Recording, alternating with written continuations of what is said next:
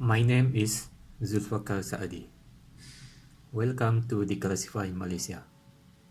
In Chapter 11, we will discuss what is federal law. Part 1, existing law. Let us go to the basic so that everybody can move forward easily in understanding the constitutional jargon in all things Malaysia Agreement 1963 and all things Constitution later on. In the Federation of Malaysia, we have federal law and we have state law. In this chapter, we want everybody to understand what exactly is federal law that govern the Federation of Malaysia.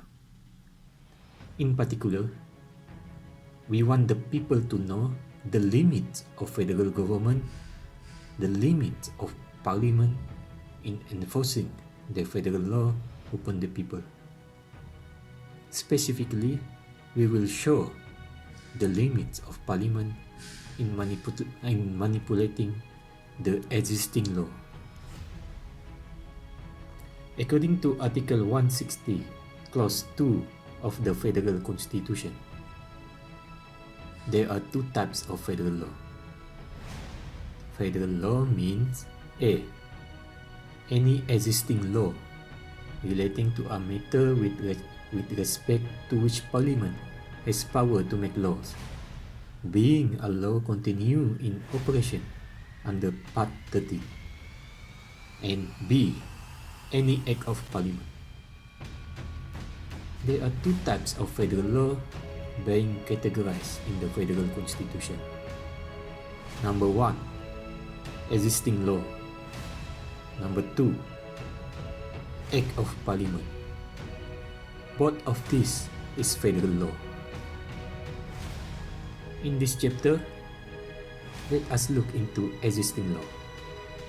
What is this existing law to which Parliament has power to make law? Here, federal law means any existing law relating to a matter with respect to which Parliament has power to make law, being a law continue in operation under Part 30. According to Article 160, Clause 2, existing law means any law in operation in the Federation or any part thereof immediately before Merdeka Day. Here we can see that the Federal Constitution gives the limits to the power of Parliament to make laws based on the existing law. The limit here is the Federation. The Federation means the Federation established under the Federation of Malaya Agreement 1957. This gives the limitation to the Parliament that they can only make law based only on their enumerated power on the existing law within the confine of the Federation of Malaya. The first limit here is that the federal government only have the power on the existing law in the Federation of Malaya. This means the existing law that Parliament has power to make law cannot reach Sabah and Sarawak. Existing law in the Federation of Malaya cannot reach Sabah and Sarawak. The federal law in the form of existing law cannot reach Sabah and Sarawak, so they don't have any power on Sabah and Sarawak in the form of the existing law. The second limit is that the Parliament can only make laws based on the existing law within their enumerated power only. Parliament only have power on the existing law within the federal list, not state list. Now that we has established two limitations of the Parliament on the existing law, first we need to understand what exactly is this existing law means. So what is this any law in operation in the Federation means? According to Article 160, Clause 2, this any law includes written law, the common law, insofar as it is in operation in the Federation or any part thereof, and any custom or usage having the force of law in the Federation or any part thereof. Accordingly, this existing law include written law. Written law includes this Constitution and the Constitution of any state. In relation with Article 4, Clause 1 of the Federal Constitution, this Constitution, which is a part of written law that the Parliament has power to make law, is the Federal Constitution itself, and to some degree, as provided by the Federal Constitution, Parliament has the power to make laws upon Constitution of any state. However, there is another limitation given here in the form of time. This limit is that the Parliament can only enforce their enumerated power on the existing law in the form of Federal Constitution and Constitution of any state that exists before Merdeka Day.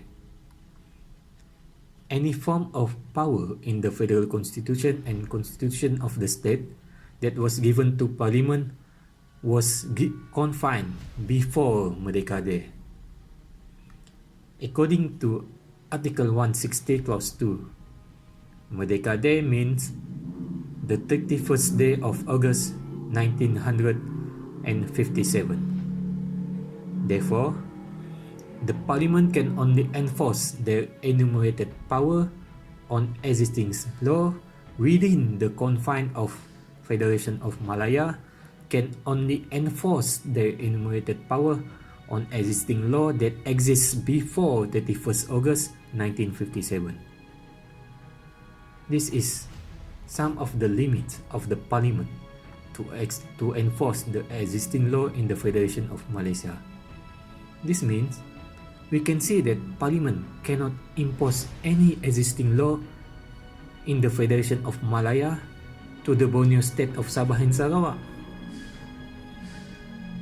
The Parliament can only enforce federal law in Sabah and Sarawak based on the terms in the Malaysia Agreement 1963, which will be discussed in the another chapter.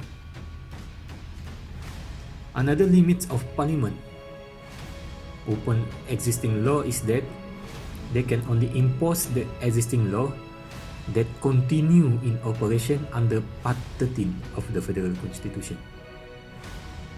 Parliament has no power on all existing law in the Federation of Malaya that exists before 31st August 1957.